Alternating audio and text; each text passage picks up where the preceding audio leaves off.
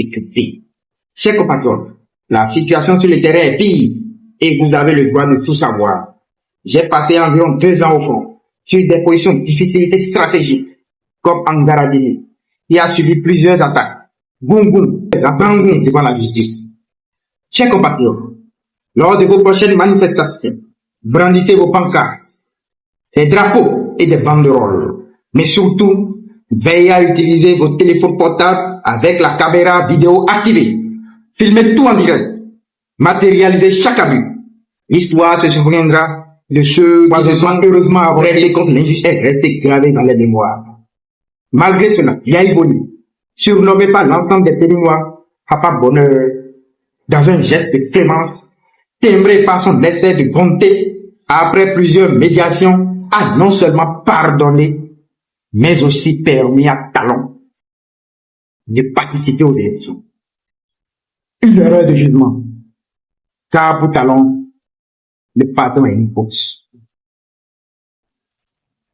Et il ne manque aucune occasion pour le répéter. Des années plus tard, ce même Yaya Boni, ancien président, a été séquestré et assigné en résidence surveillée pendant plus de 50 jours pour avoir dénoncé l'injustice, l'exclusion et la composition. Bon famille, c'est la suite des propos, en tout cas de la sortie bien sûr des soldats, les soldats béninois après le coup d'état bien sûr du 7 octobre, 17 décembre 2025, chers frères et sœurs, et bien sûr le 8 et bien sûr les soldats béninois également il est sorti encore pour réitérer les raisons pour laquelle ils sont en train de faire les coups d'état, ils sont en train de concrétiser ces coups d'état pardon, qui est menacé actuellement, c'est-à-dire le pays même n'est pas dans une bonne situation parce qu'il y a eu des pertes et jusqu'alors on ne comprend pas franchement c'est-à-dire la réalité bien sûr de la situation au niveau du pays. C'est vrai que officiellement bien sûr l'État est en train de nous donner des informations qui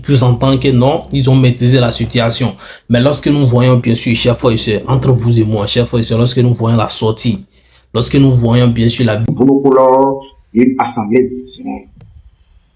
Lors des manifestations de mai 2019, ce ne sont pas de simples matraques ou gaz lacrymogènes qui ont été utilisés contre le peuple, mais des balles réelles.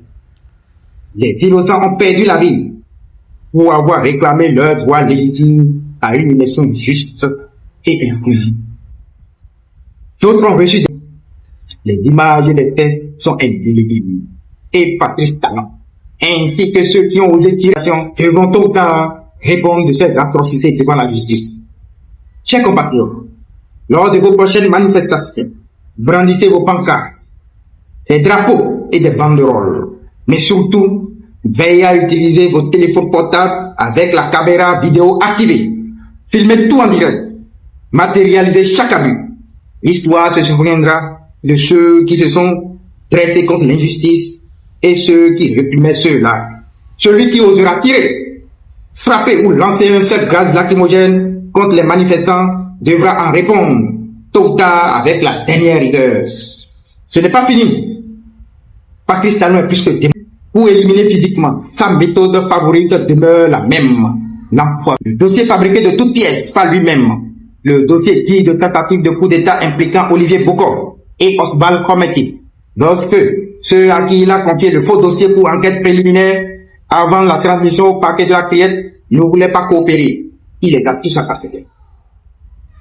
Le cas le plus tragique fut celui du commissaire principal de police, le commandant Émile Adjekossi, haut fonctionnaire de la police républicaine. Il était à la tête de la brigade criminelle durant les faits et était impliqué dans toutes les enquêtes et procédures concernant ce faux dossier de complot d'atteinte à la sûreté de l'État. Malheureusement, il fut tué le 28 octobre 2024 avec la complicité de Yaya Soumaïla Alabi, alors directeur. Malheureusement, il fut tué par hué en Côte d'Ivoire le 28 octobre 2024 avec la complicité de Yaya Soumaïla Alabi, alors directeur général de la police républicaine. Il se trouvait en Côte d'Ivoire pour participer à une formation trouvée pour lui dans la foulée. Aussitôt descendu de l'avion, il fut conduit dans sa chambre d'hôtel déjà réservée pour lui. Il décède la nuit. Ainsi, les procès-verbaux liés à l'enquête peuvent être modifiés, réécrits, antidatés, Ça, la plupart des fonctionnaires de police le savent. Mais qui es-tu pour en parler? Les enfants du juste, eux, continuent toujours de pleurer la mort de leur cher adoré papa. Parfois, le pardon peut être péché. Oui, Patrice Talon, c'est l'une de ces citations parodies. S'il écoute, il retienne que nous n'avons pas. Talon, ce nom porte la marque d'un système malsain. Oui, Talon, ce maître du mépris, cet artisan du mensonge, ce despote qui écrase les siens pour asseoir son règne. Je vous le dis sans détour, cet homme est un danger pour notre peuple, pour notre dignité et pour notre avenir. Il a trahi ses proches, manipulé ses alliés et utilisé les vidéos qui a publié le président Kémy Séba du colonel Tigri, Pascal Tigri, qui estimait, qui appelait la population encore, où nous voyons cette vidéo. Et tout ça là, et maintenant, la sortie de ce soldat, et qui prend la parole et qui parle avec autorité, nous nous disons, ben, est-ce que la situation est vraiment maîtrisée? On se pose la question. On se pose la question. Est-ce que la situation est vraiment maîtrisée? Oui, parce que il est où? Le monsieur, le soldat qui parle là, lui, il parle où? Parce que quand vous le voyez parler, il a bien précisé la date, le 8 décembre 2025. Il prend la parole. Alors quand il prend la parole, il regarde son montre et puis il fait quoi? Il donne l'heure. Il précise qu'il est du Bénin. Ça veut dire qu'il est au Bénin. Donc quand on dit qu'ils ont fui, moi je me pose la question, ils ont fui pour aller où? Ils sont sortis du pays ou ils sont toujours au pays? Parce que il y a au Bénin, il y a les services de renseignement aussi, qui ont la dynamique encore aussi, je crois bien. Donc, tout ça là, je me dis, ben, qu'est-ce qui n'a pas marché? Qu'est-ce qu'il y a?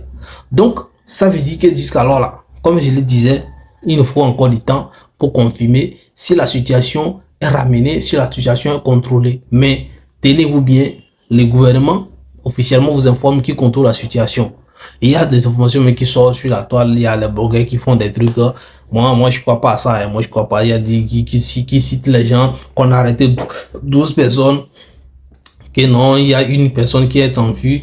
On dit que non, on a préparé tout. Bon, ça sort de tout à droite, tout ça là. Mais il faudra du temps, peut-être à la fin de la semaine pour confirmer. Mais si tout ça là, on a pu récupérer, on a pu gérer la situation. Il y a un journaliste béninois qui nous informe que ce n'est même pas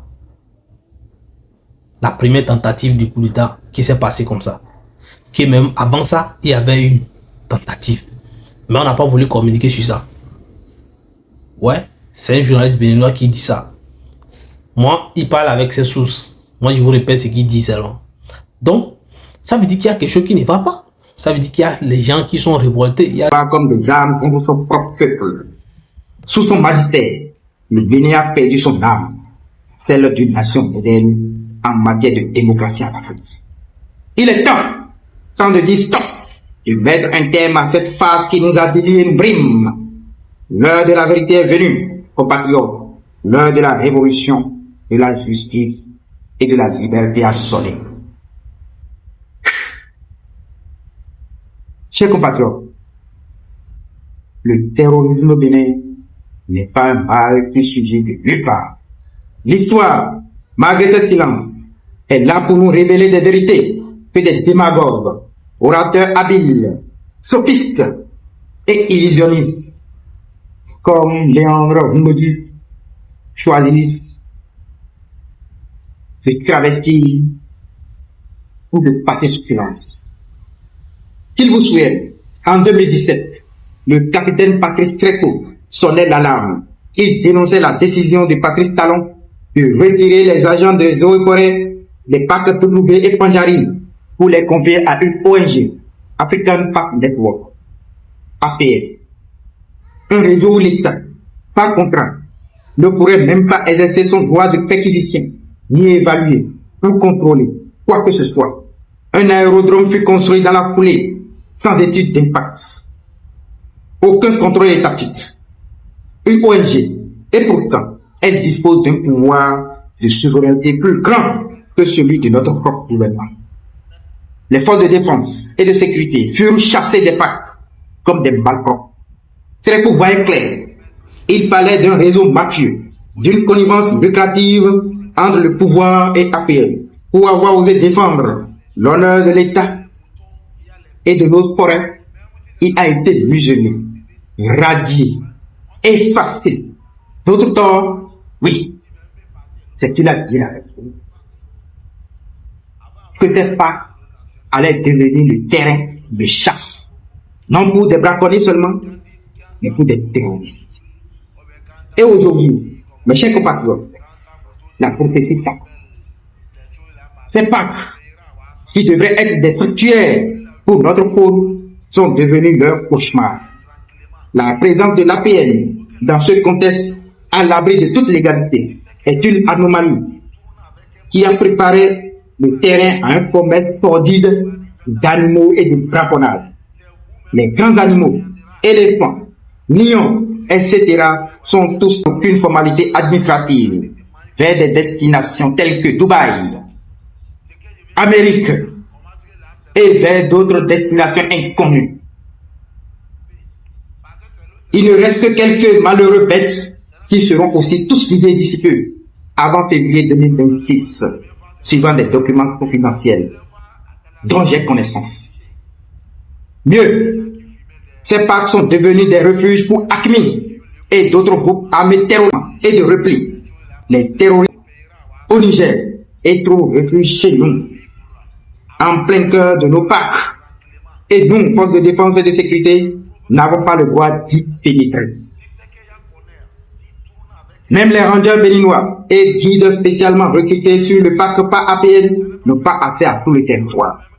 Un vaste territoire est formellement interdit à tous et exclusivement réservé à APN ainsi qu'aux Français, qui y exercent toutes sortes d'activités illégales, y compris le terrorisme. Rappelez-vous, le 1er mai 2019, Fiacre Petit disparaît dans le parc Pandjari. 3 jours plus tard, son corps fut retrouvé. 2 touristes français enlevés avec lui, eux, et apparaissent mystérieusement à l'extérieur. Coïncidence? Non. Il a franchi les lignes qu'il ne devrait pas, mis pied là où c'est interdit, vu des choses qu'il ne devrait pas voir. Et Patrick Talon sait tout ça. C'est la marque d'un système qui protège les forts et sacrifie les faibles, y compris ses propres frères. Depuis, les autres rangers béninois et guides sont avertis. Ils savent que, quand on s'approche trop du feu, on ne se contente pas seulement de se brûler le doigt, mais on devient sang. Et depuis, ils voient des activités illicites, illégales. Des gens qui sont pas contents. Donc, moi, je me pose la question maintenant, qu'est-ce qui va se passer? Comment est-ce que le président Patrice Talon avec son gouvernement vont gérer la situation après? Comment est-ce qu'ils vont faire pour ne pas subir tout ça? Parce que quand ça commence comme ça se répète. C'est comme ça au niveau du Burkina Faso. Ça s'est répété plusieurs fois. C'est à un moment donné, on s'en a plus entendu ça. Vous voyez, non? Donc, ceux qui sont là, est-ce que c'est le seul? Parce que peut-être c'est un groupe qui s'est sorti aujourd'hui. Si on a pu neutraliser, peut-être qu'il y a d'autres encore qui sont dans les casernes. Donc, comment est-ce qu'on va gérer ça? Donc, je pense qu'il y a un grand travail à faire. C'est les élections qui s'approchent comme ça. Il n'y a pas encore d'élection, ça. Imaginez autant d'élections. Comment ça va se passer? Vous allez voir que la sécurité serait remontée. Donc, nous souhaitons franchement qu'il y ait une solution pour les Bénins, parce que les Béninois, en tout cas la population, ne mérite pas des dégâts personnels ou bien physiques, tout ça. Mais il faut trouver une solution. Même si c'est moi, je suis pas là, si c'est le coup d'État, si c'est les policiers, si c'est l'armée qui va diriger, en tout cas que ça soit dans la paix. Maintenant, si c'est le président aussi qui va diriger, que ça soit dans la paix. Donc, je vous revois sur les informations par rapport à tout ce qu'il y a. Donc, s'il veut faire le coup d'État, il ne faudrait pas que la population soit touchée. C'est ça, même les problèmes. C'est ça, les problèmes. C'est ça, moi, qui me dérange. Donc, la famille, vous voyez, non.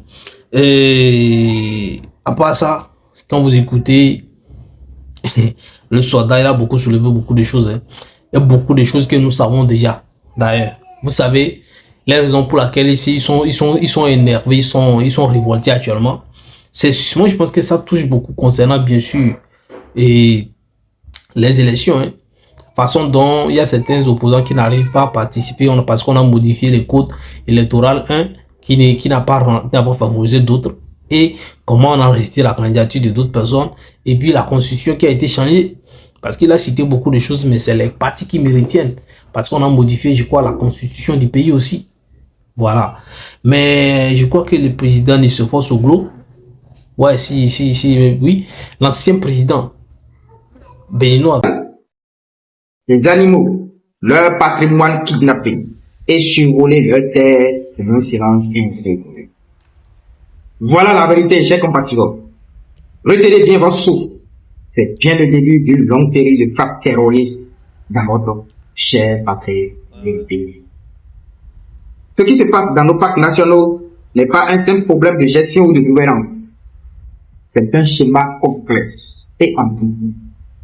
Un mélange de complicité et d'avidité qui menace non seulement notre souveraineté, mais aussi la vie de nos forces de défense et de sécurité, et par extension, celle de tous les citoyens du pays.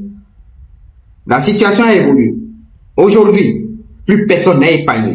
Militaires, policiers, douaniers, tous sont victimes de cette violence aveugle et lucrative pour Patrice Talon. Les terroristes trouvent refuge dans nos parcs lorsque leur sécurité est menacée au Niger ou au Burkina Faso. Ils viennent s'installer au cœur de nos territoires, dans les parcs W et Pandjari. Là, ils mangent, boivent, se ravitaillent par hélico et se réorganisent. Ils s'approvisionnent aussi en carburant et en vivres au Nigeria, transitent par le Bénin et repartent frapper ailleurs. Tout cela sous le regard bienveillant d'une ONG, African Pact des droits, et avec la complicité de notre propre gouvernement. Si vous demandez à Patrice Talon s'il connaît la position exacte des terroristes, il vous dira oui. Il les connaît. Il sait où ils sont et qu'ils sont protégés par APL. Il sait aussi que les Français ont des informations et nourrissent ce fléau. Mais au corps de défense et de sécurité, la réponse est non. Nous, les vrais acteurs de la lutte, ne savons rien. Depuis l'installation de APL, le Bénin est devenu une plaque tournante pour le terrorisme, un territoire de transit et de repos pour ces groupes. Ils frappent nos positions lorsque cela leur enchante. Les policiers et les militaires sont empêchés d'intervenir et pour chasser même un petit délinquant au-delà des limites des parcs, sous peine d'être tué au Bénin.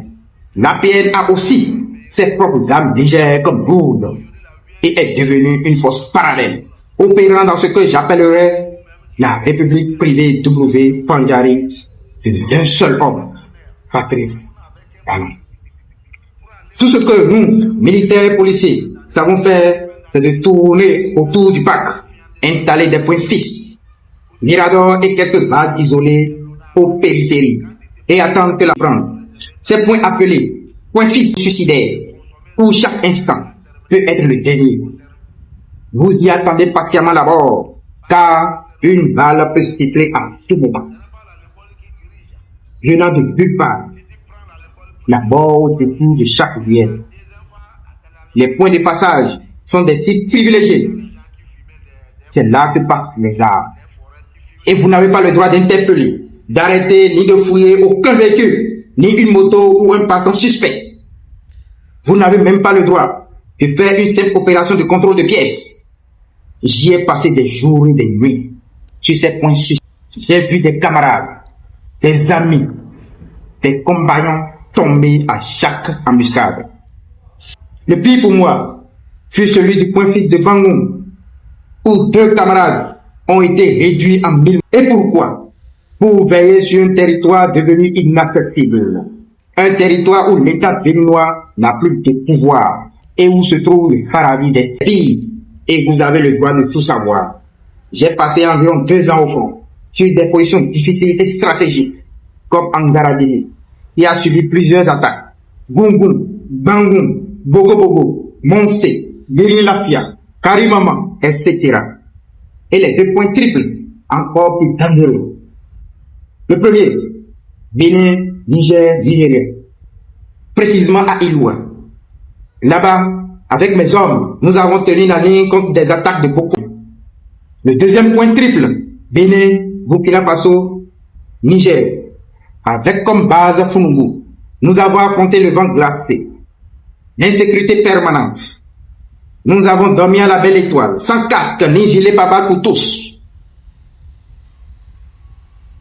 Là-bas, nous avons reçu une alerte claire de la part des populations et compatriotes rangers du rassemblement d'un groupe de 100 environ à l'intérieur du parc W. Ces derniers sont déjà engagés et sont sur le point d'attaquer l'une de vos positions, disait l'alerte. La question est, qu'avions-nous fait pour empêcher cela? Rien. Pouvions-nous aller à l'offensive? Non. Pourquoi? Parce que le territoire nous est interdit. Ce soir-là, le mercredi 8 janvier 2025, il y eut des attaques sur une position militaire où toute la section fut non seulement décimée, mais aussi brûlée. Attaque revendiquée par le GSIM affilié à Alpha. Une semaine plus tôt, pendant que j'étais retiré dans les tranchées avec mes hommes, sous un vent extrêmement glacial, l'un d'entre eux reçoit un appel vers 3 heures du matin.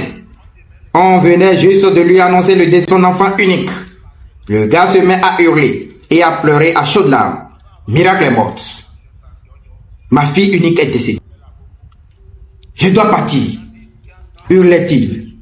Elle était malade depuis 1 mois déjà et je n'ai pas eu l'occasion de la voir une seule fois. Ma femme ne me pardonnera jamais.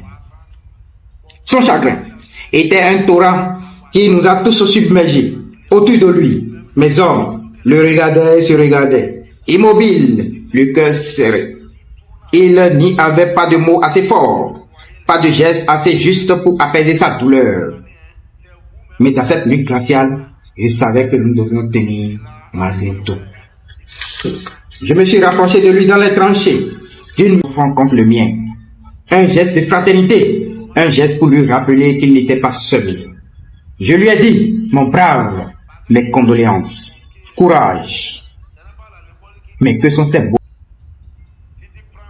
Il semblait si dérisoire. Mais c'était tout ce que je pouvais lui offrir. Je lui ai dit, regarde autour de toi. Nous sommes tous ici, loin de nos familles. Moi-même, cela fait 9 mois. 9 mois que je n'ai pas vu les miens. 9 mois. Et pourtant, nous sommes tous dans le même pays. Tu sais que tu ne peux pas quitter le dispositif comme ça. 2 de nos hommes sont à l'hôpital pour des problèmes de hanches et de colonne vertébrale. Et si toi aussi, tu pars maintenant, cela nous exposera encore davantage. Alors tiens bon, mon frère, tiens bon. Mais pour l'instant, silence. Sinon, l'ennemi va nous débusquer. Je pense qu'il a pris la parole. Voilà, il a pris la parole et lui aussi il a condamné le coup d'État. Que je comprends bien sûr sa position très bien. Parce que c'est un démocrate. Il a dirigé le pays, il n'est pas venu. Il a dirigé le pays avant le président Boni Yayi. Et là, aujourd'hui, il prend la parole. Lui aussi, il a condamné, comme je le disais, coup d'État. Donc, le président Boni Yayi, son parti, les démocrates, ils ne sont pas retenus pour les élections présidentielles. Donc tout ça là, il y a que les policiers ont cité. Il a cité aussi le fait que le président Patrice Talon s'est accaparé de beaucoup de l'économie du pays. Voilà, il a mis 2 ans, il a mis d'autres de ses concurrents dans l'économie, ses amis même dans une situation où d'autres sont en prison, d'autres sont en exil. Donc ils ont cité beaucoup de choses. Moi je ne m'attends pas beaucoup sur ça parce que ça y a parti ça dans tous les pays. Parce que pour beaucoup de pays, c'est pas seulement au Bénin seulement. Donc ça s'accaparait de l'économie, ça il a cité les choses et c'est pas eux qui en parlent aujourd'hui. Les gens en parlaient de ça depuis. De juste là, les économies, dans les frontières, comment on appelle, les cotons, l'usine. Le président même il était entrepreneur depuis. Avant de venir, puis donc quand il va, il doit toujours l'instinct bien sûr de céder l'entrepreneuriat. Voilà, donc il va gérer ça comme ça. Et maintenant après tout ça là, moi, je pas sur la constitution et comment la démocratie se passe. C'est là-bas, moi, c'est là-bas qui m'interpelle. Sinon, les autres trucs qui ont chuté, c'est important. Mais moi, je me dis que les Bénin n'est pas spécialiste dans ça. Voilà, il y a d'autres pays même qui sont, c'est plus dosé. Donc, chers frères et sœurs, voilà un peu l'information qui partage bien sûr les soldats qui ont fait éruption concernant bien sûr pour tenter de prendre des pouvoirs au niveau du Bénin. Donc, est-ce qu'ils l'ont eu? Franchement, jusqu'alors, moi, je n'ai pas encore confirmation qu'ils l'ont eu, mais jusqu'alors, j'ai pas confirmation qu'ils ont laissé tomber aussi. Donc, restez serein pour les autres informations qui vont venir plus tard. Encore plus, chers frères et sœurs, merci pour votre attention. N'oubliez pas de vous abonner, de donner vos avis dans les commentaires. C'est très important par rapport à tout ce qu'il y a. Donc, chers frères et sœurs, merci beaucoup. Alors, quel est le sort qui est réservé à ce qu'on a récupéré? Voilà. Parce que, après tout, il y a une partie aussi que je voulais souligner. C'est que le président Patrice Talon, il a récupéré ses argent. On dit qu'il s'est accaparé bien sûr de l'économie. Je disais, pourquoi est-ce que je ne m'attarde pas sur ça? Parce que quand on parle aussi, il y a aussi les choses qu'il a fait que les autres pays n'ont pas pu faire. Il y a les choses qu'il a fait dans les pays que d'autres aussi, que dans les présidents n'ont pas pu faire. Donc, est-ce que tout ça là, ça justifie ce qui se passe de mal? Est-ce que ça là, c'est comparable, c'est-à-dire c'est plus important que ce que les policiers citent aujourd'hui, qui sont de façon personnelle sur les humains au niveau du pays? Donc, c'est pas moi de venir trancher sur ça. C'est pas moi, je vous dis que non, c'est pas ça. Non, ça ne suffit pas. Non, c'est pas ça, on va regarder. Non. Les policiers, ils ont déjà parlé. Les militaires ils ont déjà parlé. Ce sont des Béninois et ils ont déjà parlé. Il y a les Béninois aussi, les populations aussi, qui parlent. Donc, c'est à eux de trancher. Ça dit, c'est les Béninois de trancher, de voir est-ce que c'est bon pour eux. On doit suivre, bien sûr, les militaires ou bien on doit suivre notre président. Et le tout est joué. Donc, c'est nous qui sommes même pas Béninois, nous aimons seulement les pays et les peuples. Donc, là, on ne peut pas décider à la place de. Donc, les Béninois sont déjà matures, déjà, ils savent ce qu'il faut, ils savent quelle direction il faut suivre, qui il faut soutenir, qui il faut promouvoir le pays. Donc, je laisse témoin seulement.